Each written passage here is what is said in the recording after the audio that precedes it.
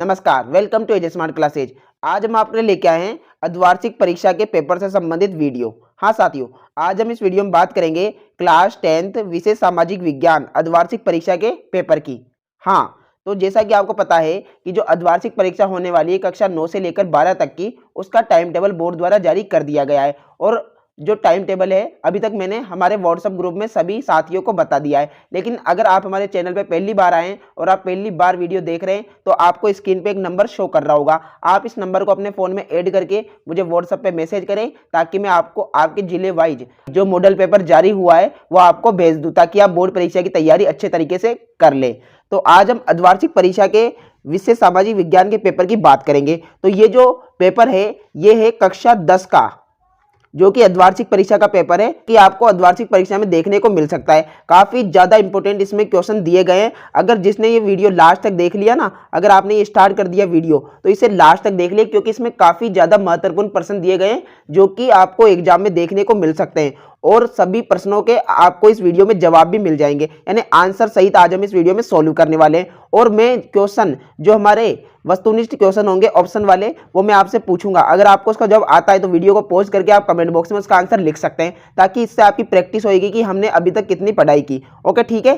तो आइए शुरू कर लेते हैं आज का हमारा वीडियो। यहाँ पर देखेंगे तो यहाँ पर साफ साफ लिखा है, आप देख सकते हैं, अर्धवार्षिक परीक्षा कक्षा 10 सामाजिक विज्ञान। जो आपका इसका पेपर के नंबर होंगे वो होंगे 70, यानी 70 नंबर का क्या होगा आपका अर्धवार्षिक परीक्षा का पेपर होने वाला है। और ध्यान रहे, आपको अर्धवार्षिक परीक्षा में अच्छे नंबर लाने हैं, जब भी आपके विद्यालय द्वारा सत्रांक भेजे जाएंगे। आपको पता होगा आपके इंटरनल मार्क्स जाते हैं जो कि आपके बोर्ड परीक्षा के रिजल्ट में जुड़ते हैं, वो कि अर्धवार्षिक परीक्षा में बेस होते हैं। और इसमें आपका जो समय होगा वो 3 घंटे का होगा। कितने का होगा? 3 घंटे में आपको ये पेपर करना होगा। जैसा कि आपको पता है कि जो आपकी मुख्य बोर्ड परीक्षा है उसका जो टाइमिंग है वो है 3.25 घंटे का, लेकिन इसमें टाइमिंग दी है आपको 3 घंटे की अर्धवार्षिक परीक्षा के पेपर में। ठीक है, तो यहाँ पे आपको ये बता रखा है कि पेपर में क्या प्रश्न होंगे, कैसे खंड होंगे, वो आप देख लीजिएगा। इसका जो पीडीएफ है साथियों, मैं आपको हमारे व्हाट्सएप ग्रुप में भेज दूंगा। आप मुझे मैसेज कर सकते हैं कि हमें पीडीएफ चाहिए, ताकि मैं आपको पीडीएफ भेज दूँ। ओके, ठीक है।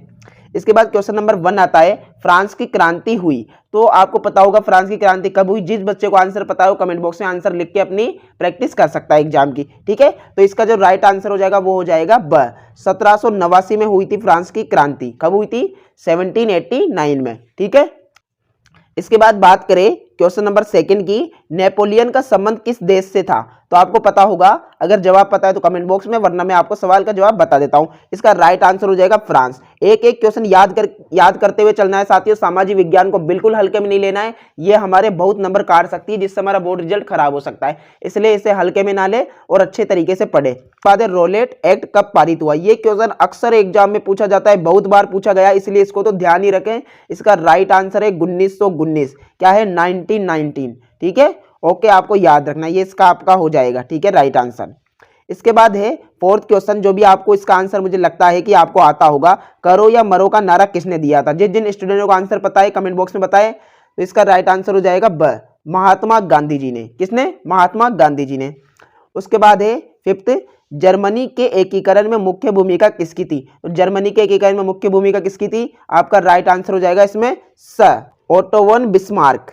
किसकी थी? ओटो वन बिस्मार्क की। ओके, ठीक है, आपका राइट आंसर हो जाएगा। उसके बाद 6th है, महात्मा गांधी अफ्रीका से कब वापस आए थे। तो आपने पढ़ा होगा चैप्टर में, कब वापस आए थे। तो इसमें आपका राइट आंसर हो जाएगा ब, 1915 में आए थे। कब आए थे? 1915 में। ठीक है, आशा करता हूं आपको वीडियो पसंद आ रहा होगा और अच्छा लग रहा होगा। काफी अच्छे सवाल दिए गए हैं, आपकी प्रैक्टिस हो रही है साथियों। अर्धवार्षिक परीक्षा के पेपर में अगर 95% नंबर लाने हैं तो आपको अच्छी तरीके से तैयारी करनी होगी। ठीक है ना, 95 नंबर की बात नहीं कर रहा मैं, जो 70 है उसमें से 95% की बात कर रहा हूं। ठीक है साथियों। क्वेश्चन नंबर 7 है, लेटेराइट मिट्टी का रंग होता है। तो लेटेराइट मिट्टी का रंग कैसा होता है आपको याद रखना है, दिमाग में फिट करते हुए चलना है कि लाल होता है। लेटेराइट मतलब लाल। ओके, ठीक है।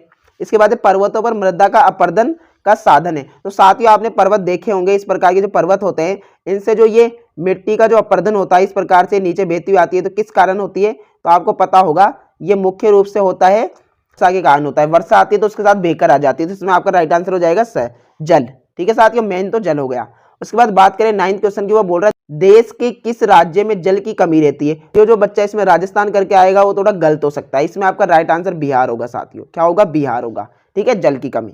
ठीक है, इसके बाद में आपका 10 है सलाल बांध किस नदी पर बना हुआ है। तो साथियों देखना, सलाल बांध पूछा है तो याद रखिए, दिमाग में फिट करते हुए चलिए, चिनाब नदी पर बना हुआ है। किसमें? चिनाब नदी पर। ओके ठीक है। इसके बाद बात करें क्वेश्चन नंबर 11 की, निम्न में से कौन सी एक रबी की फसल नहीं है। तो साथियों रबी की फसल नहीं है पूछा है, तो आप देखिए रबी की फसल कौन कौन सी है। गेहूं है रबी की फसल, सरसों भी है साथियों, जो भी है, क्या नहीं है, कपास नहीं है साथियों, कपास क्या है, रबी की फसल नहीं है। तो ये हमारा राइट आंसर हो जाएगा, यानी कि नहीं है जो पूछा है। ठीक है। इसके बाद साथियों 12 आता है हमारा, यूरोपीय संघ का मुख्यालय कहाँ स्थित है। तो यूरोपीय संघ का मुख्यालय कहाँ है, आपको इसमें आंसर बताना है। तो आपका इसमें राइट आंसर हो जाएगा ब्रुसेल्स। ब्रुसेल्स जो कि क्या है साथियों, बेल्जियम की राजधानी है। किसकी है? बेल्जियम की राजधानी है ब्रुसेल्स। इसके बाद इसमें 13 है साथियों, श्रीलंका में निम्न में से कौन सा धर्म है। तो श्रीलंका में धर्म बताना है साथियों, तो आपको याद रखना है श्रीलंका का जो सबसे प्राचीन धर्म है साथियों, प्राचीन धर्म कौन सा है? हिंदू धर्म है। कौन सा है? हिंदू धर्म। आपको याद रखना है। आप इसे ऐसे भी याद रख सकते हैं कि श्रीलंका में जैसे रावण था, तो रावण क्या था? एक प्रॉपर हिंदू था। ठीक है, तो आप इसे हिंदू धर्म इस प्रकार से भी याद रख सकते हैं। इसके बाद है साथियों, भारत में कुल कितने संघीय राज्य हैं। तो आपको याद रखना है वर्तमान की स्थिति के अनुसार अभी तक 28 राज्य हैं साथियों। कितने? 28 राज्य हैं। और अभी के हिसाब से देखें तो 8 केंद्र शासित प्रदेश है। कितने साथियों? 8 है केंद्र शासित प्रदेश। ठीक है। इसके बाद बात करें 15 की, भारत में सर्वाधिक बोली जाने वाली भाषा। तो भारत क्या है साथियों? अपना हिंदुस्तान है, तो इसमें आपको याद रखना है हिंदी बोली जाती है। ओके ठीक है, हिंदी। इसके बाद बात करें साथियों 16, क्वेश्चन नंबर 16 हमें बोल रहा है कि भारत की कितने प्रतिशत जनसंख्या गरीबी रेखा के नीचे है। तो साथियों अभी की वर्तमान स्थिति देखेंगे तो आपको बताएगा 21.9 बताएगा। कितना बताएगा साथियों? 21.9, जो कि लगभग 22 के लगभग है।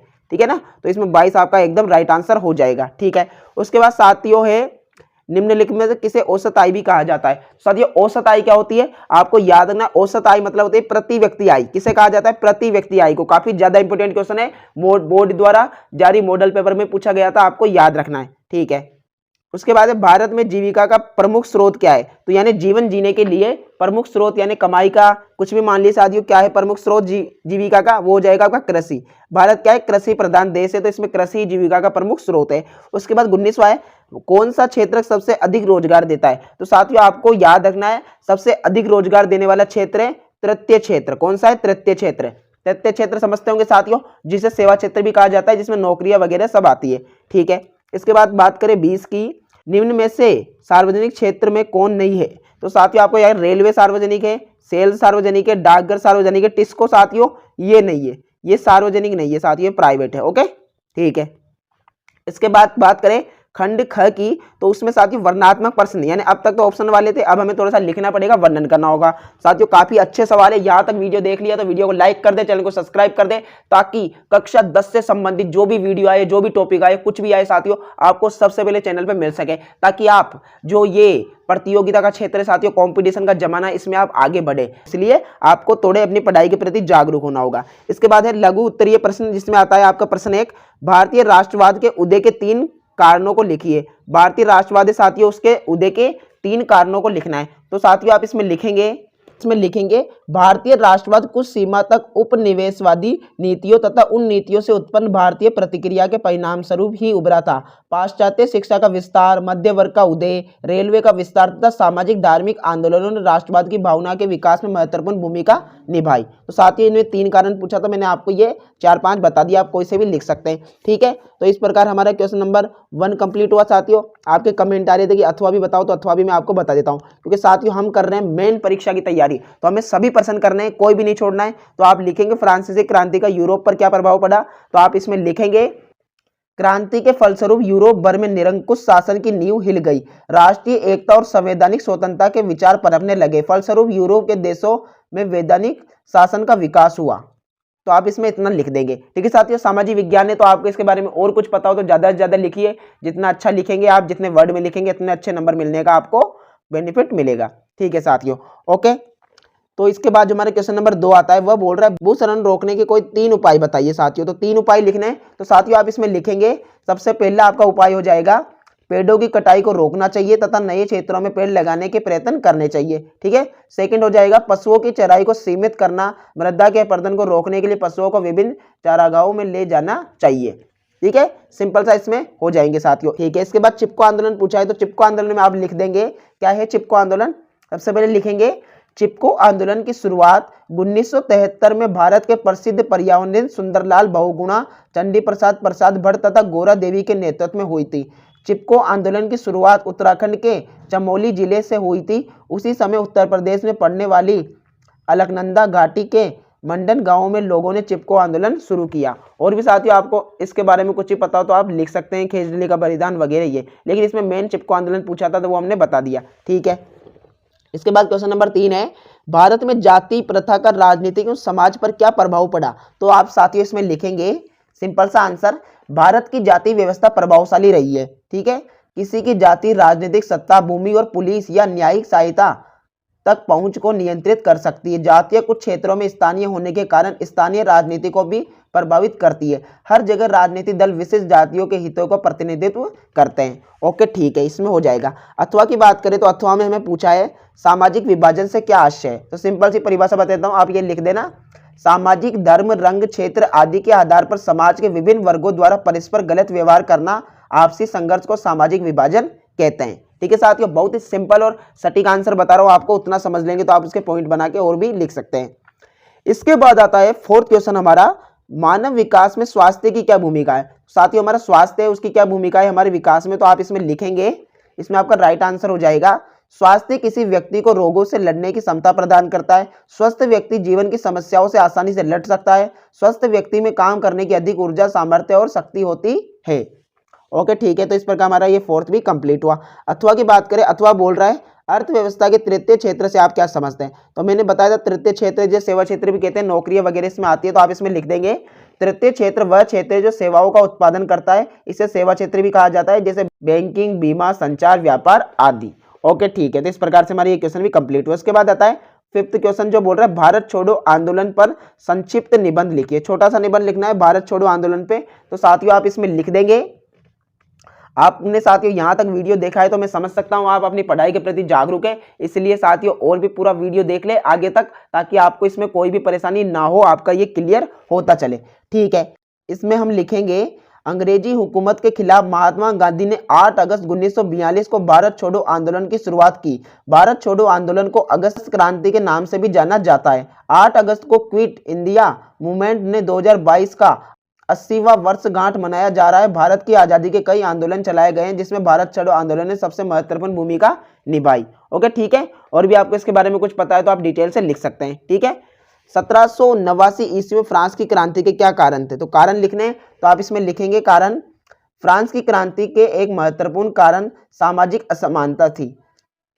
मेडलिन के अनुसार 1789 ईस्वी की क्रांति का विद्रोह तानाशाही से अधिक समानता के प्रति थी।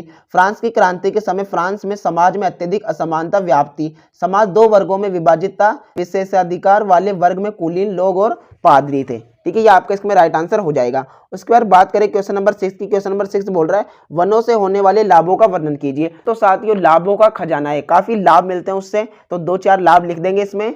वनों से हम प्रत्यक्ष एवं अप्रत्यक्ष रूप से अनेक लाभ प्राप्त करते हैं। एक लाभ स्वरूप हम वनों से इमारती काष्ठ, जलाऊ ईंधन, पशुओं के लिए चारा, गोंद, लाख, फल, जड़ी बूटियां आदि प्राप्त करते हैं। और तो अप्रत्यक्ष रूप से वन वर्षा, बाढ़ की रोकथाम करते हैं, सुंदर अभ्यारण्य एवं आकर्षक पर्यटक स्थल देते हैं। ठीक है, काफी अच्छा आंसर हो जाएगा इसका। उसके बाद करें इसके अथवा की भारतीय मिट्टी के प्रकारों पर एक निबंध लिखिए। तो आपको मैं भी बता देता हूँ, यहाँ पर मेन जालोढ़ मिट्टियाँ पोटास, फास्फोरिक अम्ल, चूना व कार्बनिक तत्वों से घनी होती है, परंतु इसमें नाइट्रोजन व ह्यूमस की कमी पाई जाती है। शुष्क क्षेत्रों में इस मृदा में लवणीय और क्षारीय गुण भी पाए जाते हैं, जिन्हें स्थानीय भाषा में रेह, कल्लर या धूर नामों से भी जाना जाता है।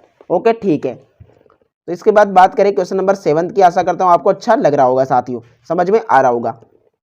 7 बोल रहा है संघवाद क्या है। भारत के संघीय ढांचे की 4 विशेषताएं बताइए। तो आप इसमें लिखेंगे संघवाद की विशेषताएं, सरकार के 2 या 2 से अधिक स्तर होते हैं। कानून, कराधान और प्रशासन के संबंध में सरकार के विभिन्न स्तरों का अपना क्षेत्राधिकार है। सरकार के प्रत्येक स्तर के अस्तित्व और अधिकार की संवैधानिक प्रत्याभूति, संविधान के मौलिक प्रावधानों में बदलाव के लिए सरकार के दोनों स्तरों की सहमति की आवश्यकता होती है। ठीक है, इसके बाद है जातिवाद क्या है, भारतीय लोकतंत्र में इसकी क्या भूमिका है। बस साथियों 1-2 क्वेश्चन और है, बस कंप्लीट हुआ आपका। इसमें है जाति प्रथा से उच्च श्रेणी के मनुष्यों में शारीरिक श्रम को निम्न समझने की भावना आ गई है। विशिष्टता की भावना उत्पन्न होने के कारण प्रगति कार्य धीमी गति से होता है। यह खुशी की बात है कि इस व्यवस्था की जड़ें अब ढीली होती जा रही है। वर्षों से शोधित अनुसूचित जाति के लोगों के उत्थान के लिए सरकार उच्च स्तर पर कार्य कर रही है। तो इसका आपका राइट आंसर हो जाएगा। ठीक है साथियों, हमने कर लिए लगभग कंप्लीट क्वेश्चन।